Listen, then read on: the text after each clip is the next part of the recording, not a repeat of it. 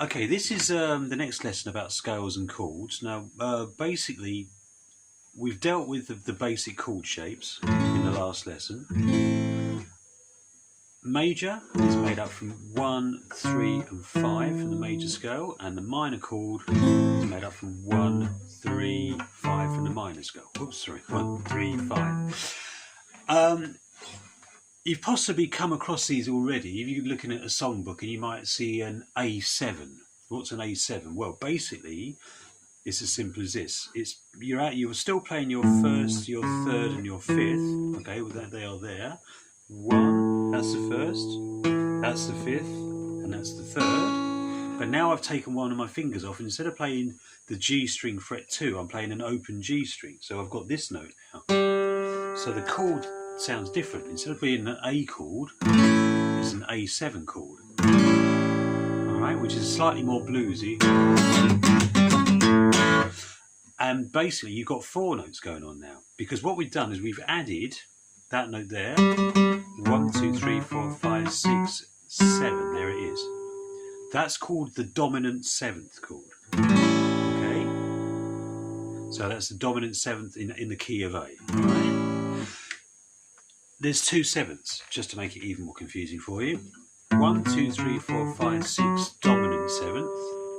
Your standard scale, however, is this. 1, 2, 3, 4, 5, 6, major 7th. So that means there's also major 7th chords. So instead of going down there, which is the open string, I have to play fret 1. Alright? Now that's a major chord. Sorry, major 7th chord. And that's a nice sounding chord. It's nice and sunny, butterflies and things like that, you know. Lovely. Okay? If you try and play a major 7th chord in a blues song, it doesn't work. It has to be that one. I'm going to go, I woke up this morning and everything was nice. That's a major 7th. It's not right, is it? It should be, I woke up this morning and everything's going wrong. Okay, so that's major 7ths and dominant 7ths. Dominant 7th is the G when we're in the key of A. The major 7th is the G sharp. Okay? Sixths.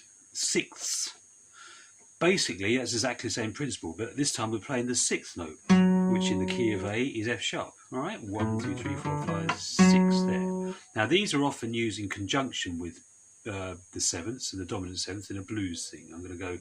All right, so I've done the 6th there. On their own, they're great.